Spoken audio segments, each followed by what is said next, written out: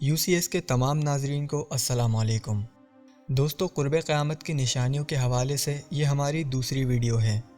اس video کا پہلا حصہ دیکھنے کے لیے آپ آئی بٹن یا ڈسکرپشن ملاحظہ کیجئے۔ قیامت کی نشانیوں میں سے ایک نشانی نزول حضرت عیسیٰ علیہ السلام ہے۔ قیامت کی علامات کبریٰ میں سے تیسری علامت حضرت عیسیٰ علیہ السلام کا آسمانوں سے نازل ہونا اور دجال کو قتل کرنا ہے۔ نزول حضرت عیسیٰ علیہ السلام کا عقیدہ قرآن کریم، احادیث متواترہ اور اجماع امت سے ثابت ہے۔ اس کی تصدیق کرنا اور اس پر ایمان لانا فرض ہے اور مسلمان ہونے کے لیے ضروری ہے۔ اس عقیدے کے بغیر کوئی شخص مسلمان نہیں ہو سکتا۔ آسمانوں سے حضرت عیسیٰ علیہ السلام کے نازل ہونے کی تفصیل یہ ہے کہ جب حضرت امام مہدی مدینہ منورہ سے ہو کر دمشق پہنچ چکے ہوں گے اور دجال بھی مکہ مکرمہ اور مدینہ منورہ سے دھتکارا ہوا دمشق کے قریب پہنچ گیا ہوگا، امام مہدی اور یہودیوں کے درمیان جنگیں زوروں پر ہوں گی کہ ایک دن عصر کے نماز کا وقت ہوگا، اذان عصر ہو چکی ہوگی، لوگ نماز کی تیاریوں میں مشغول ہوں گے کہ اچانک حضرت عیسیٰ علیہ السلام دو فرشتوں کے پروں پر ہاتھ رکھے ہوئے آسمان سے اترتے ہوئے نظر آئیں گے۔ سر نیچے کریں گے تو پانی کے قطرے گریں گے، سر اونچا کریں گے تو چمکدار موتیوں کی طرح دانے گریں گے۔ آپ دمشق کی جامع مسجد کے مشرقی جانب کے سفید رنگ کے مینار پر اتریں گے، وہاں سے سیڑھی کے ذریعے نیچے اتریں گے۔ حضرت عیسیٰ علیہ السلام عدل و انصاف قائم کریں گے، عیسائیوں کی صلیب توڑ دیں گے۔ صلیب توڑنے کا مطلب یہ ہے کہ عیسائیوں کے عقیدہ صلیب کو غلط قرار دیں گے، خنزیر کو قتل کریں گے، جزیے کو ختم کر دیں گے، یہودیوں اور دجال کو قتل کریں گے، یہاں تک کہ یہودی ختم ہو جائیں گے۔ جس کافر کو بھی ان کا سانس پہنچے گا وہ وہی مر جائے گا، اور آپ باب لط پر دجال کو قتل کریں گے۔ مال کی اتنی فراوانی ہوگی کہ کوئی اسے قبول نہیں کرے گا۔ حضرت امام مہدی کی وفات کے بعد تمام انتظام حضرت عیسیٰ علیہ السلام سنبھالیں گے۔ آسمانوں سے اترنے کے بعد بھی حضرت عیسیٰ علیہ السلام نبی ہی ہوں گے، کیونکہ نبی منصب نبوت سے کبھی معزول نہیں ہوتا، لیکن آپ اس وقت امت محمدیہ کے تابع، مجدد اور عادل حکمران کی حیثیت میں ہوں گے۔ دجال کو قتل کرنے کے بعد حضرت عیسیٰ علیہ السلام مسلمانوں کے احوال کی اصلاح فرمائیں گے۔ اللہ تعالیٰ کے حکم سے انہیں کوہ طور پر لے جائیں گے۔ 40 یا 45 برس کے بعد ان کی وفات ہوگی۔ اس دوران نکاح بھی کریں گے اور ان کی اولاد بھی ہوگی۔ مدینہ منورہ میں انتقال ہوگا اور حضور اکرم صلی اللہ علیہ وسلم کے روضہ مبارک میں دفن ہوں گے۔ آپ کے بعد قحطان قبیلے کے ایک شخص جہجاہ حاکم بنیں گے۔ ان کے بعد کئی نیک و عادل حکمران آئیں گے۔ پھر آہستہ آہستہ نیکی کم ہونا شروع ہو جائے گی اور برائی بڑھنے لگے گی۔ قیامت کی ایک اور نشانی یاجوج ماجوج کا نکلنا ہے۔ امام مہدی کے انتقال کے بعد تمام انتظامات حضرت عیسیٰ علیہ السلام کے ہاتھوں میں ہوں گے اور نہایت سکون و آرام سے زندگی بسر ہو رہی ہوگی کہ اللہ تعالی حضرت عیسیٰ علیہ السلام پر وحی نازل فرمائیں گے کہ میں ایک ایسی قوم نکالنے والا ہوں جس کے ساتھ کسی کو مقابلے کی طاقت نہیں ہے، آپ میرے بندوں کو کوہ طور پر لے جائیں۔ اس قوم سے یاجوج ماجوج کی قوم مراد ہے۔ یاجوج ماجوج کا ذکر قرآن مجید میں بھی ہے۔ یہ قوم یافث بن نوح کی اولاد میں سے ہے۔ شمال کی طرف بحر منجمد سے آگے یہ قوم آباد ہے۔ ان کی طرف جانے والا راستہ پہاڑوں کی درمیان ہے، جس کو حضرت ذوالقرنین نے تانبا پگھلا کر لوہے کے تختے جوڑ کر بند کر دیا تھا۔ بڑی طاقتور قوم ہے، دو پہاڑوں کے درمیان نہایت مستحکم آہنی دیوار کے پیچھے بند ہے۔ قیامت کے قریب وہ دیوار ٹوٹ کر گر پڑے گی اور یہ قوم باہر نکل آئے گی اور ہر طرف پھیل جائے گی اور فساد برپا کرے گی۔ یاجوج ماجوج آہنی دیوار ٹوٹنے کے بعد ہر بلندی سے دوڑتے ہوئے نظر آئیں گے۔ جب ان کی پہلی جماعت بحر تبریہ پر سے گزرے گی تو اس کا سارا پانی پی جائے گی۔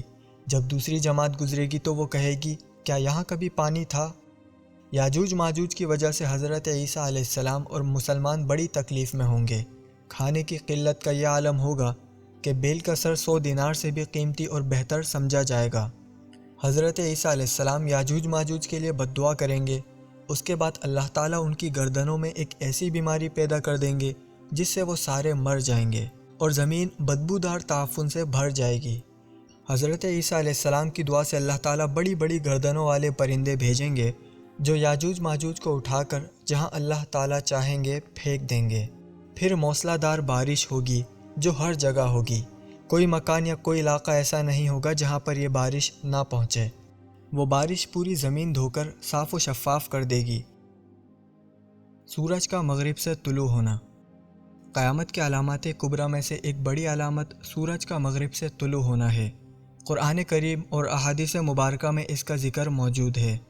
دھوئیں کے ظاہر ہونے اور زمین دھس جانے کے واقعے کے بعد ذوالحجہ کے مہینے میں 10ویں ذوالحجہ کے بعد اچانک ایک رات بہت لمبی ہوگی۔ مسافروں کے دل گھبرا کر بے قرار ہو جائیں گے، بچے سو سو کر اکتا جائیں گے، جانور باہر کھیتوں میں جانے کے لیے چلانے لگیں گے، تمام لوگ ڈر اور گھبراہٹ سے بے قرار ہو جائیں گے۔ جب 3 راتوں کے برابر وہ رات ہو چکے گی تو سورج ہلکی سی روشنی کے ساتھ مغرب کی طرف سے طلوع ہوگا اور سورج کی حالت ایسی ہوگی جیسے اس کو گہن لگا ہوتا ہے۔ اس وقت توبہ کا دروازہ بند ہو جائے گا اور کسی کا ایمان یا گناہوں سے توبہ قبول نہ ہوگی۔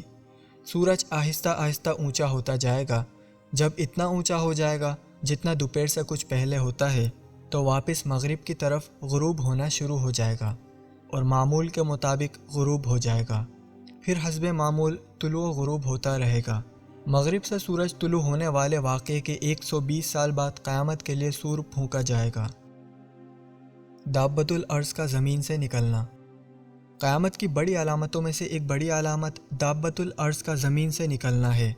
اس کا ذکر قرآن کریم اور احادیث مبارکہ میں موجود ہے۔ مغرب سے سورج طلوع ہونے کے واقعے کے کچھ ہی روز بعد مکہ مکرمہ میں واقع پہاڑ صفا پھٹے گا اور اس سے ایک عجیب و غریب جانور نکلے گا جو لوگوں سے باتیں کرے گا اور بڑی تیزی کے ساتھ ساری زمین میں پھر جائے گا۔ اس کے پاس حضرت سلیمان علیہ السلام کی انگوٹھی اور حضرت موسیٰ علیہ السلام کا عصا ہوگا۔ ایمان والوں کی پیشانی پر حضرت موسیٰ علیہ السلام کے عصا سے ایک نورانی لکیر کھینچ دے گا جس سے ان کا سارا چہرہ روشن ہو جائے گا، اور کافروں کی ناک یا گردن پر حضرت سلیمان علیہ السلام کی انگوٹھی سے سیاہ مہر لگا دے گا جس سے ان کا سارا چہرہ میلا ہو جائے گا۔ لوگوں کے مجمع میں ایمان والوں کو کہے گا کہ یہ ایماندار ہے اور کافر کے بارے میں کہے گا کہ یہ کافر ہے، اس کے بعد وہ غائب ہو جائے گا۔ ٹھنڈی ہوا کا چلنا اور تمام مسلمانوں کا وفات پا جانا۔ جانور والے واقعے کے کچھ ہی روز بعد جنوب کی طرف سے ایک ٹھنڈی اور نہایت فرحت بخش ہوا چلے گی جس سے تمام مسلمانوں کے بغل میں کچھ نکل آئے گا جس سے وہ سب مر جائیں گے، حتیٰ کہ اگر کوئی مسلمان کسی غار میں چھپا ہوا ہوگا اس کو بھی یہ ہوا پہنچے گی اور وہ وہیں مر جائے گا۔ اب روئے زمین پر کوئی مسلمان نہیں ہوگا، سب کافر ہوں گے اور شرار الناس یعنی برے لوگ رہ جائیں گے۔ حبشیوں کی حکومت اور بیت اللہ کا شہید ہونا۔ جب سارے مسلمان مر جائیں گے اور روئے زمین پر صرف کافر رہ جائیں گے، اس وقت ساری دنیا میں حبشیوں کا غلبہ ہو جائے گا اور انہی کی حکومت ہوگی۔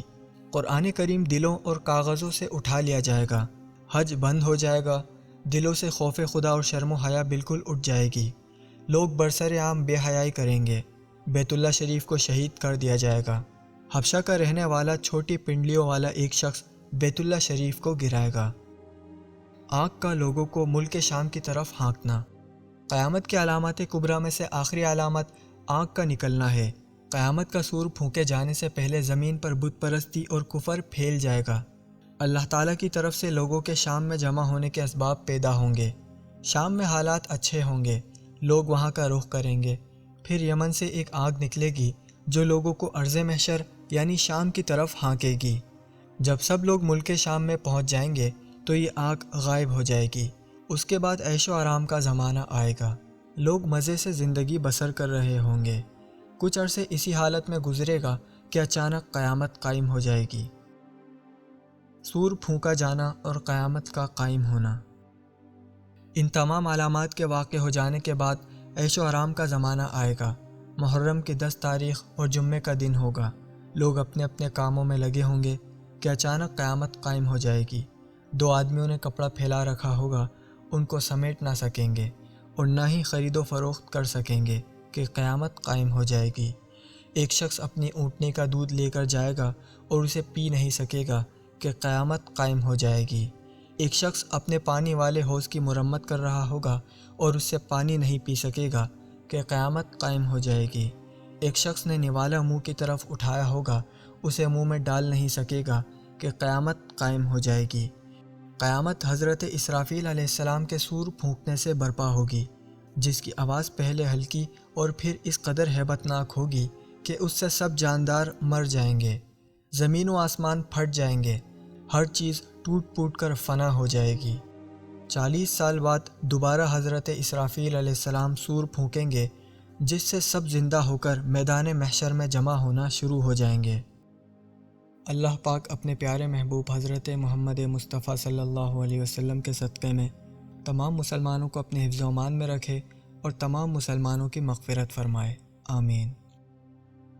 دوستو، اگر آپ کو یہ ویڈیو اچھی لگی ہو تو اسے لائک کرتے ہوئے اپنے جان پہچان کے لوگوں کے ساتھ زیادہ سے زیادہ شیئر کیجیے، اور اسی طرح کی مزید معلوماتی ویڈیوز کے لیے UCS TV کو سبسکرائب کرتے ہوئے پاس میں موجود گھنٹی کے نشان کو ضرور دبا دیجیے۔